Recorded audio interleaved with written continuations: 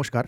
আজকের যে বিষয় নিয়ে উপস্থাপন করছি, ওয়েস্ট বেঙ্গল পুলিশ কনস্টেবল ২০১৮ পরীক্ষাতে পুরুষ বিভাগের কনস্টেবল পরীক্ষাতে এই প্রশ্নপত্রগুলো এসেছিল। তার মধ্যে আমি শুধু কভারেজ করব ট্র্যাডিশনাল জিকে গুলো। ঠিক আছে? তাহলে শুরু করা যাক। ১৬ নম্বর প্রশ্ন। পাকিস্তানের সম্ভাব্য প্রধানমন্ত্রী ইমরান খানের রাজনৈতিক দলের নাম কি? এখানে অপশন একটা দেয়া হয়নি। পিটিআই। ডি অপশন থাকবে সেটা হবে পিটিআই। পাকিস্তানি তেহরিক-ই ইনসাফ। পিটিআই পাকিস্তানি তেহরিক-ই ইনসাফ। এটাই হবে রাইট অ্যান্সার। ১৭ নম্বর। নিম্নোক্ত কোন ব্যাকটেরিয়া মানবদেহের পক্ষে উপকারী? Streptococcus, staphylococcus, lactobacillus, salmonella typhi.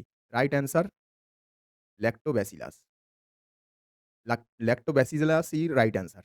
ল্যাক্টোব্যাসিলাসের কাজ কি? দুধ থেকে দই তৈরিতে ল্যাক্টোব্যাসিলাস উপকারী। এছাড়াও স্ট্রেপ্টোকক্কাস সম্পর্কে জেনে রাখা ভালো। স্ট্রেপ্টোকক্কাসের কাজ হচ্ছে মেনিনজাইটিস বা নিউমোনিয়া হতে পারে এর জন্য। এই ব্যাকটেরিয়া আক্রান্ত করলে মেনিনজাইটিস বা নিউমোনিয়া রোগে আক্রান্ত হতে পারে। স্ট্যাফিলোকক্কাস স্ক্রিন সিনড্রোমের জন্য রিটার ডিসিজ বিকশিত হয়, যার ফলে ত্বক লাল হয়ে যায় এবং ফোস্কা মতন দেখতে দেয়। এটি পোড়া চুলকানির মতন দেখায়। ব্যাকটেরিয়া যুক্ত ব্যক্তিকে সংক্রমণের সাথে যুক্ত থাকে। সালমোনেলা সালমোনেলা নামে একটি ব্যাকটেরিয়া স্ট্রেন টাইফয়েড জ্বরের সৃষ্টি করে। সালমোনেলা টাইফয়েডের কাজ হলো তাহলে ব্যাকটেরিয়ার কাজ হলো টাইফয়েড রোগের সৃষ্টি করা। ১৮ নম্বর প্রশ্ন। প্রথম ফিফা বিশ্বকাপ কত সালে অনুষ্ঠিত হয়েছিল? ১৯৩০, ১৯৫০, ১৯৫৮, ১৯৩০। Right answer ১৯৩০। আচ্ছা, একটু ফুটবল বিশ্বকাপ সম্পর্কে জেনে রাখা ভালো। প্রথম বিশ্বকাপে অংশ নেয় ১৩ টি দেশ। ১৯৩০ সালে ১৩ জুলাই এই বিশ্বকাপ অনুষ্ঠিত হয়। ঐতিহাসিক ম্যাচ প্রথম হয় ফ্রান্স বনাম মেক্সিকোর মধ্যে দিয়ে। প্রথম ফুটবলে বিশ্বকাপ অনুষ্ঠিত হয়েছিল ১৯৩০ সালে মন্টভিডিও, উরুগুয়ের রাজধানীতে। আর এর জয়ী হয়েছিল উরুগুয়ে। ফাইনাল বিজয়িতা হয়েছিল উরুগুয়ে। ১৯ নম্বর প্রশ্ন। নিচের কোনটি প্রস্তাবে গণপরিষদ গঠনের কথা বলা হয়েছিল? ক্যাবিনেট মিশন পরিকল্পনা। রাইট অ্যান্সার ক্যাবিনেট মিশন পরিকল্পনা। আচ্ছা, এখানে যে কটা অপশন আছে সবকটা আমি আলোচনা করার চেষ্টা করছি। একটু খেয়াল করো। ক্যাবিনেট মিশনের উদ্দেশ্য কি ছিল? উচ ক্যাবিনেট মিশনের মূল উদ্দেশ্য ছিল উচ্চ সংবিধান প্রণয়নের জন্য ভারতীয়দের সাথে আলোচনা করা। এমন একটি কমিটি গঠন করা যা সমাজের সমস্ত অংশের কথা ভিত্তিক সংবিধান প্রণয়নের কথা ভাবা হয়েছিল। Simon commission. সাইমন কমিশন সম্পর্কে একটু জেনে নাও। সাইমন কমিশনের মূল উদ্দেশ্য ছিল ভারতীয় সংবিধান সংস্কারের অধ্যয়ন করতে ভারতে আসে ৭ জন সদস্য নিয়ে এই কমিটি গঠিত হয়। ১৯২৭ সালে নভেম্বরে ব্রিটিশ সরকার ভারতীয় সংবিধিবদ্ধ কমিশনের আবেদন ঘোষণা করেন। এই কমিশনের লক্ষ্য ছিল ১৯১৯ সালে ভারতে সরকার আইন পরীক্ষা করা। কমিশন ১৯১৯ আইনের কাজ তদন্ত করার কথা ছিল। ওয়াবেল পরিকল্পনা। ওয়াবেল পরিকল্পনা ১৯৪৫ সালে পরিকল্পনা শুরু হয়। ভাইসরয় এক্সিকিউটিভ কাউন্সিল এবং এর সুষম উপস্থাপন বর্ণনা করে। লর্ড ক্লাইভে ১৯৪৫ সালে ব্রেকডাউন প্ল্যানের প্রস্তাব করেছিল, যা ওয়াবেল প্ল্যান নামেও পরিচিত। ব্রেকডাউন পরিকল্পনাটাই পরে ওয়াবেল পরিকল্পনা নামেই পরিচিত। ওয়াবেল প্ল্যান ১৯৪৫ ভারতীয় স্বাধীনতার দিকে একটি উল্লেখযোগ্য পদক্ষেপ বলে মনে করা হয়। কারণ এটি দেশের প্রায় সম্পূর্ণ ক্ষমতা দিতে চেয়েছিল। লর্ড ওয়াভেল ১৯৪৩ সালের অক্টোবরে ব্রিটিশ সরকার লর্ড লিনলিথগো স্থলে ভারতের ভাইসরয় নিযুক্ত করে। ১৪ জুন ১৯৪৫ তারিখে এই পরিকল্পনাটি সার্বজনীনভাবে ঘোষণা করে। পরিকল্পনাটিকে সাধারণত ওয়াবেল পরিকল্পনা হিসাবে উল্লেখ করা হয়। এই ছিল ওয়াবেল পরিকল্পনা। Cripps mission. ক্রিপস মিশন সম্পর্কে জেনে রাখো। ক্রিপস মিশন ১৯৪২ সালে মার্চ মাসের শেষের দিকে দ্বিতীয় বিশ্বযুদ্ধে তাদের প্রচেষ্টার জন্য পূর্ণ ভারতীয় সহযোগিতা ও সমর্থন নিশ্চিত করার জন্য ভারতের সরকার একটি ব্যর্থ প্রচেষ্টা করে। ক্রিপস মিশন জাতীয়তাবাদী কংগ্রেস নেতাদের গান্ধীর সাথে একটি চুক্তির জন্য পাঠানো হয়েছিল। ক্রিপস মিশন গান্ধীর সাথে একটি চুক্তির জন্য পাঠানো হয়েছিল। কি কারণে? ১৯৪২ সালে মার্চ মাসের শেষের দিকে দ্বিতীয় বিশ্বযুদ্ধে তাদের প্রচেষ্টার জন্য পূর্ণ ভারতীয় সহযোগিতা। মানে ইংরেজরা চেয়েছিল ভারতীয়দের সমর্থন চাই। ১৯৪২ সালে যে বিশ্বযুদ্ধ চলছিল তার পূর্ণ সমর্থনে চেয়েছিল। সরকারের একটি ব্যর্থ প্রচেষ্টা চালিয়েছিল। ক্রিপস মিশনে জাতীয় কংগ্রেস তাদের গান্ধী সহ নেতাদের সহ একটি চুক্তির জন্য পাঠানো হয়েছিল।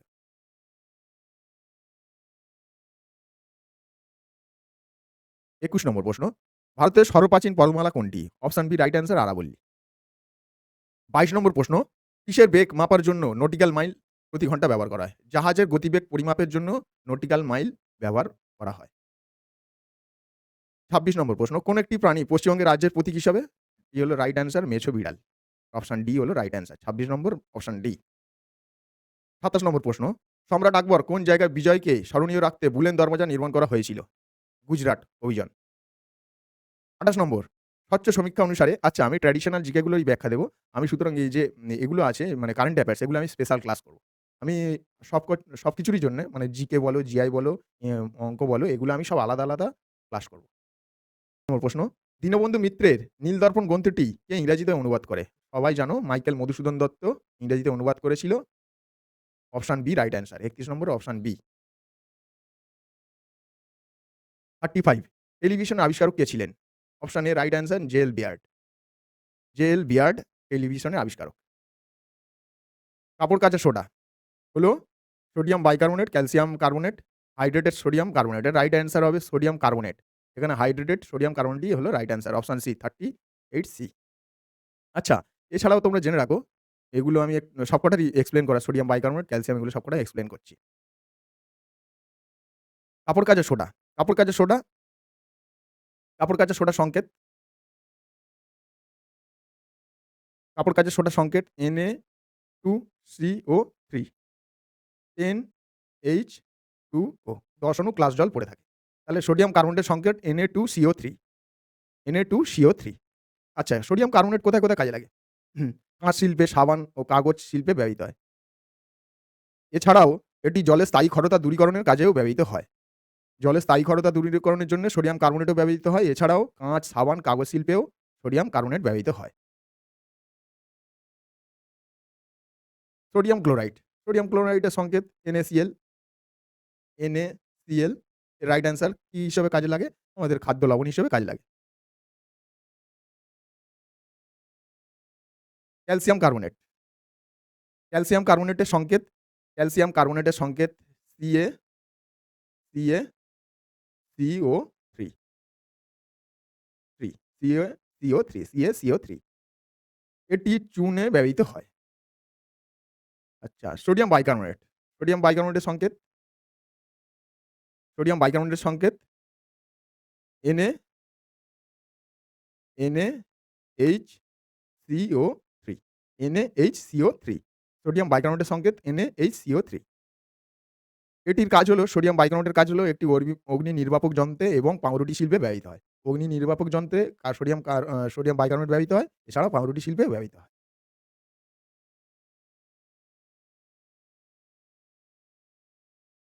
আচ্ছা, ৩৭ নম্বর প্রশ্নটা হয় ক্যালেন্ডারের প্রশ্ন। এগুলো জিআই এর প্রশ্ন। এগুলো আমি আলাদা ক্লাস করব। 41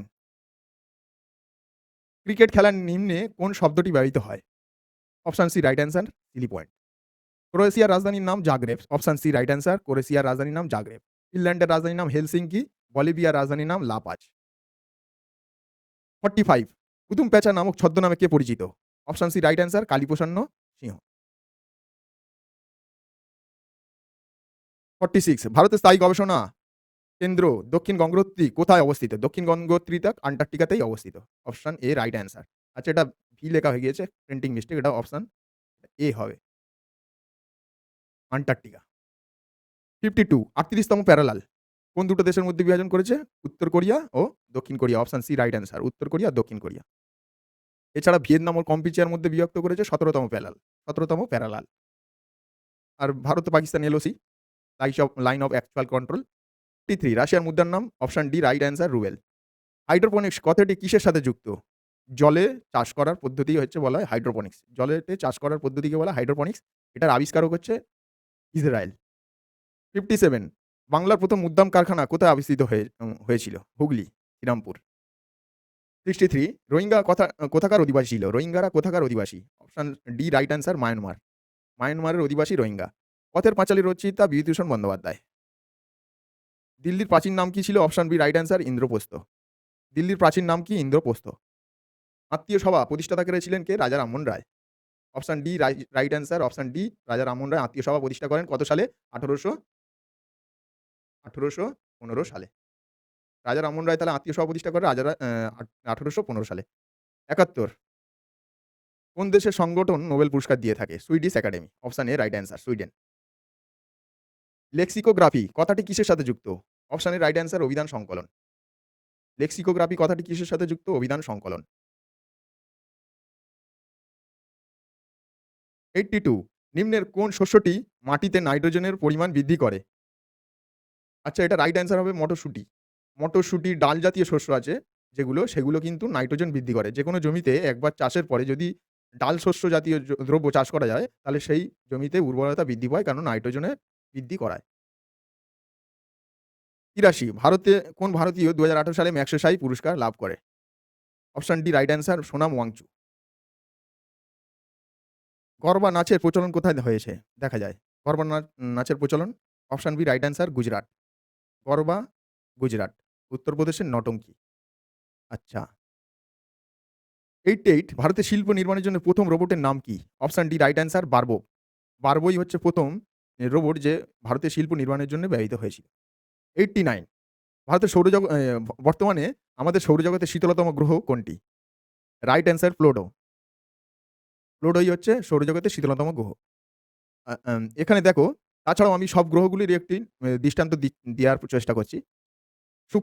বুধ বা শুক্র গ্রহের কোনো উপগ্রহ নেই। পৃথিবীর একটি উপগ্রহ চাঁদ, মঙ্গল গ্রহের ২টি উপগ্রহ ডিমোস আর ফোবস, বৃহস্পতির ৭৯টি উপগ্রহ আছে, তার মধ্যে বৃহত্তম চাঁদ হচ্ছে গ্যানিমিড উপগ্রহ। শনি, শনির বৃহত্তম উপগ্রহ হচ্ছে টাইটান। ইউরেনাস ২৭টি উপগ্রহ এবং নেপচুনের ১৪টি উপগ্রহ আছে। অভ্যন্তরীণ সৌরজগতের স্থল গ্রহণ প্রস্তাবিত তত্ত্ব অনুসারে বুধ ও শুক্রের কোনো উপগ্রহ নেই। কে ১৯০৫ সালে ঢাকায় অনুশীলন সমিতি স্থাপন করেছিল? অপশন ডি রাইট অ্যান্সার পুলিন বিহারী দাস। পুলিন বিহারী দাস প্রথম ঢাকায় অনুশীলন সমিতি তৈরি করেছিল। ৯১ যোজনা কমিশন পরবর্তী নিম্নের কোনটি কাজ করছে? অপশন ডি, এটি হলো রাইট অ্যান্সার নীতি আয়োগ। যোজনা কমিশনের পরিবর্তে এখন নীতি আয়োগ কাজ করছে। আচ্ছা, একটু লোকপাল, অর্থ কমিশন, লোকায়ুক্ত, নীতি আয়োগ এগুলো সবকটাই আলোচনার চেষ্টা করছি। খেয়াল করো। লোকপাল এটি একটি দুর্নীতি কর্তৃপক্ষ যা সরকারি অভিযান নিষ্পত্তি সংস্থা, যা ভারতের জনস্বার্থের ক্ষেত্রে উপস্থাপন করা হয়। লোকপালের ১ম ও বর্তমান সভাপতি বিচারপতি ১ম পিনাকি চন্দ্র ঘোষ। পিনাকি চন্দ্র ঘোষই হলো ১ম ও বর্তমানে সভাপতি। অর্থ কমিশন। অর্থ কমিশন এটি সংবিধানের ২৮০ নম্বর ধারা ভারতের রাষ্ট্রপতি দ্বারা নিযুক্ত হয়েছিল। কেন্দ্রীয় সরকার, রাজ্য সরকারের মধ্যে আর্থিক সম্পর্ক সংজ্ঞা দেয়া এর মূল কাজ। কেসি নিয়োগীর সভাপতিত্বে ১৯৫১ সালে প্রথম অর্থ কমিশন গঠিত হয়েছিল। বর্তমান অর্থ কমিশনের চেয়ারম্যান অরবিন্দ পানাগড়ি। এছাড়াও অর্থ বিল সম্পর্কেও একটু জেনে রাখো। অর্থ বিল ভারতের সংবিধানে ১১০ নম্বর ধারায় বর্ণিত হয়েছে। এটি কেবলমাত্র লোকসভা এবং বিধানসভায় প্রবর্তন করা যেতে পারে। অর্থ বিল কেবল মাত্র একজন মন্ত্রী প্রবর্তন করতে পারে। এটি রাজ্যসভা বা বিধান পরিষদে প্রবর্তন করা যায় না। রাজ্যসভা অর্থ বিলটাকে ১৪ দিনের জন্য বিলম্ব করতে পারে। লোকায়ুক্ত এটি একটি দুর্নীতি বিরোধী কর্তৃপক্ষ বা সরকারি অভিযোগ নিষ্পত্তি সংস্থা, যা ভারতের জনস্বার্থে উপস্থাপন করে। ১৯৭১ সালে লোকায়ুক্ত প্রবর্তনকারী প্রথম রাজ্য মহারাষ্ট্র। লোকায়ুক্ত প্রথম রাজ্য হচ্ছে মহারাষ্ট্র, ১৯৭১ সালে স্থাপনা। এটার মূল কাজ হচ্ছে দুর্নীতি দমন। যোজনা কমিশন। যোজনা কমিশন এটি ১৯৫০ সালে ১৫ই মার্চ গঠিত হয়েছিল। এটি ১৭ই আগস্ট ২০১৪ সালে স্থগিত হয় এবং নতুন প্রতিষ্ঠান হিসেবে নীতি আয়োগ দ্বারা প্রতিস্থাপিত হয়। তাহলে এখন যোজনা কমিশনের বর্তমান নাম নীতি আয়োগ। কত সালে প্রতিস্থাপন হয়? ২০১৪ সালে ১৭ই আগস্ট। এটি পঞ্চবার্ষিক পরিকল্পনা করত। ভারতের প্রধানমন্ত্রী যোজনা কমিশনের প্রাক্তন সভাপতি ছিলেন।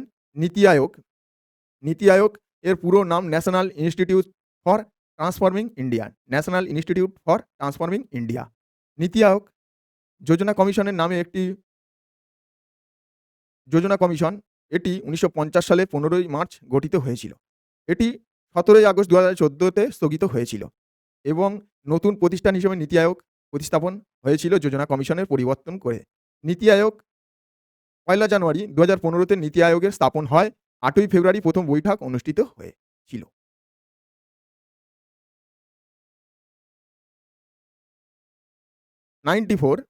কোন সালে নেতাজি সুভাষচন্দ্র বোস দেশ ত্যাগ করেছিল? রাইট অ্যান্সার ১৯৪১ সালে। আচ্ছা, আমি এখানে যে কটা অপশন আছে ৪২, ৪৩, ৪১, ৪০ এগুলো সবকটারই মাহাত্ম্য একটু তুলে ধরার চেষ্টা করছি। ১৯৪২ সালে ক্রিস মিশন, ৪২ সালে মার্চ মাসের শেষের দিকে মনোনিবেশ, দ্বিতীয় বিশ্বযুদ্ধে তাদের প্রচেষ্টার জন্য সম্পূর্ণ স্বরূপে ভারতীয়দের সমর্থন নিশ্চিত করার জন্যই এসেছিল ৪২ ক্রিস মিশন। ভারত ছাড়ো আন্দোলন ৮ই আগস্ট ১৯৪২ সালে মহাত্মা গান্ধী দ্বারা আন্দোলনটা পরিচালিত হয়। আন্দোলনটিকে আবার আগস্ট আন্দোলন নামে পরিচিত। গান্ধীজি আন্দোলনের স্লোগান হিসেবে ডু অর ডাই কথা ঘোষণা করেছিল 42-এ। এটি 1942 সালে এপ্রিল মাসে ক্রিপস মিশনে ব্যর্থ পরিপ্রেক্ষিতে আবির্ভূত হয়েছিল। আজাদিন ফৌজ, আজাদিন ফৌজ 43। আজাদিন ফৌজ 1943-এ 21শে অক্টোবর ভারতীয় জাপানিদের সহযোগিতায় গঠিত হয়েছিল। এর লক্ষ্য ছিল ব্রিটিশ শাসন থেকে ভারতীয় স্বাধীনতা সুরক্ষা করা। পরবর্তীকালে রাসবিহারী সুভাষচন্দ্র বসুর হাতে আইএনএ তুলে দেন। 1943-এ 21শে অক্টোবর ভারতের অন্যতম শ্রেষ্ঠ পুত্র নেতাজি সুভাষচন্দ্র বোস সিঙ্গাপুরে আজাদিন হুকুমতি আজাদ হিন্দ বা স্বাধীন ভারতের প্রাদেশিক সরকার ঘোষণা করেছিলেন এবং ব্রিটিশ সাম্রাজ্যের বিরুদ্ধে যুদ্ধ ঘোষণা করেছিলেন। এই সময়ে সুভাষচন্দ্র বোস তার বিখ্যাত স্লোগান দিয়েছিল, দিল্লি চলো এবং তোমরা আমাকে রক্ত দাও, আমি তোমাদেরকে স্বাধীনতা দেব। 41-এর মাহাত্ম্য। সুভাষচন্দ্র বোস তার স্নেহের সাথে নেতাজি বলা হতো। তিনি ভারতীয় সংগ্রামে অন্যতম শীর্ষ নেতা হিসেবে পরিগণিত। তিনি চিত্তরঞ্জন দাসে তার রাজনৈতিক গুরু হিসেবে স্বীকার করেছিলেন। তিনি 1938 সালে হরিপুরা কংগ্রেসের অধিবেশনে সভাপতি নির্বাচিত হন। 1939 সালে ত্রিপুরা অধিবেশনে আরও একবার কংগ্রেসের সভাপতি নির্বাচিত হন। তিনি ফরওয়ার্ড ব্লক গঠন করেন 1939 সালে। 1941 সালে জানুয়ারিতে সুভাষচন্দ্র বোস তার বাড়িতে থেকে নিখোঁজ হয়েছিল জার্মানিতে পৌঁছানোর জন্য। 1943 সালে জুলাইয়ে তিনি জুলাইয়ে সিঙ্গাপুরে এসে রাসবিহারী বসুর সাথে আজাদিন ফৌজ গঠন করেন। আজাদিন ফৌজ সদস্যরা মূলত ভারতীয় যুদ্ধবন্দীদের নিয়ে গঠিত। নেতাজি সুভাষচন্দ্র বোস 1941 সালে 16ই জানুয়ারি পাঠানের বেশে কলকাতা ত্যাগ করেন।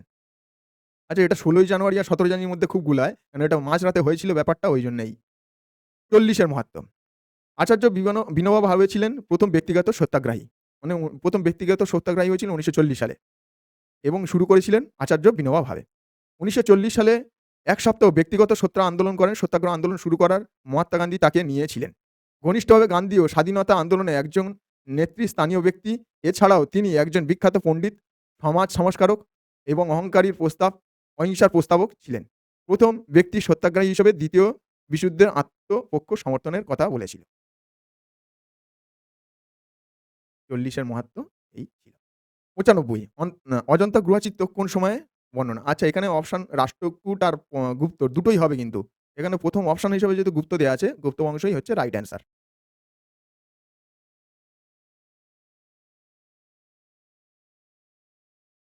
সুতরাং এই ছিল ওয়েস্ট বেঙ্গল পুলিশ কনস্টেবল 2018 সালে পুরুষ বিভাগের যে কনস্টেবল ছিল তার পরীক্ষার প্রশ্নের নমুনাপত্র।